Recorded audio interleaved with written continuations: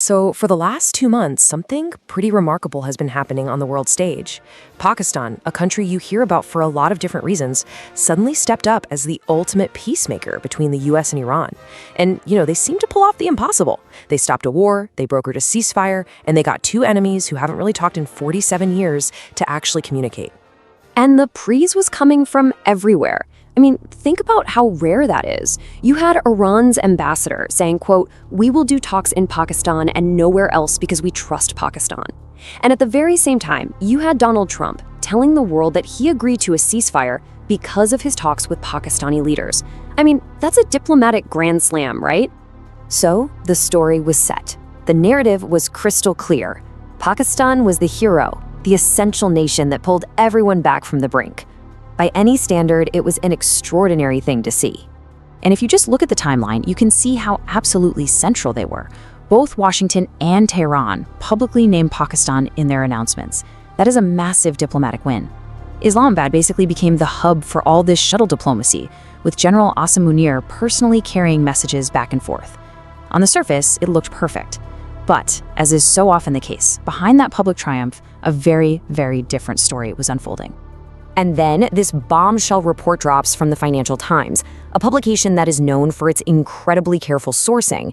And it didn't just question the official story, it completely shattered it, revealing a totally different picture of what was actually going on behind closed doors. And here it is. This is the sentence that changes absolutely everything. Sources told the FT that Pakistan wasn't really trying to find some sort of middle ground. No, they were, quote, mostly trying to convince the Iranians to accommodate the American position. Just that one quote reframes the entire situation. Pakistan goes from being this honest broker to, well, something else entirely. And this gets right to the heart of what a true mediator is supposed to do. It's not about being a glorified delivery service, just carrying messages back and forth. It's about being an architect, about inventing creative solutions that neither side can even see for themselves. Think about what Qatar has done with Gaza, or how Oman was the one that brokered the original Iran nuclear deal back in 2015. They built new bridges. They didn't just deliver the mail.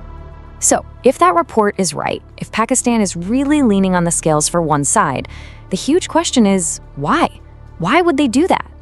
And the answer, it seems, lies in a whole series of powerful pressure points that have shaped Pakistan's foreign policy for decades. Let this number just sink in for a second. 23. That's the number of times Pakistan has needed a bailout from the IMF. Its economy is in a state of almost perpetual crisis, and the institutions holding the purse strings, like the IMF, are massively influenced by Washington. That creates an incredible amount of economic leverage. And here's what that crisis actually looks like for people on the ground. The Pakistani rupee has lost 60% of its value. That's not just a number on a chart.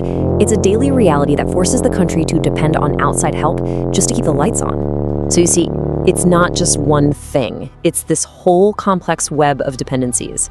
You've got decades of relying on the IMF, billions of dollars in US military aid, a brand new defense pact with Saudi Arabia, who is, of course, Iran's biggest regional rival, and it even gets down to the personal level, with the Army Chief General Munir having his own personal ties to powerful people in Washington. Every single one of these threads pulls Pakistan closer and closer to the US orbit. And this really lays out the fundamental difference perfectly. Successful mediators, like Qatar and Oman, they're financially independent. Their leverage doesn't come from pressure, it comes from deep trust and their ability to offer real guarantees. The Pakistani model? It's totally different. It's based on economic dependence, and its leverage comes from personal relationships. And that, naturally, leads to a very different approach to the whole idea of mediation. All of this brings us to the core dilemma, the central puzzle of this entire situation. Is Pakistan's pro-American stance a calculated strategy, or is it just the unavoidable result of its own vulnerabilities? And this is the question, right? Is this some kind of 4D chess? Is Pakistan being pragmatic, pushing Iran towards what it thinks is the only deal that's realistically possible? Or is this all just inevitable? Are their hands tied because of all those dependencies we just talked about? Because if it's the second one, if their hands are tied, then Iran's trust in them as a mediator is completely, totally misplaced. And that risk of misplaced trust, it isn't just a theory. We are now seeing a very visible crack forming in this entire process. There's a growing gap between what Pakistan is saying in private and what Iran is actually seeing in public. I mean, the disconnect is pretty stark. Imagine you're Iran. Pakistan is telling you privately, progress is being made. But then you look at the news, and the US has just seized one of your cargo ships. Pakistan insists America is serious about peace. But then you hear President Trump threatening to bomb your country. How are you supposed to trust a mediator when their words and the reality on the ground are worlds apart?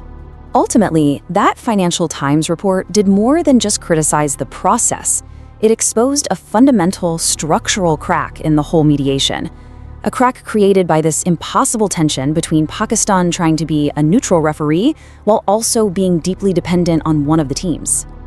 And that leaves us with the final critical question. Can Pakistan somehow overcome all these structural pressures and actually find that creative bridge to a real balanced peace? Or will it end up just being the mediator that delivered Iran to America's terms, and in the process lose not only Iran's trust, but maybe, just maybe, the best chance for peace that we've seen in a long time?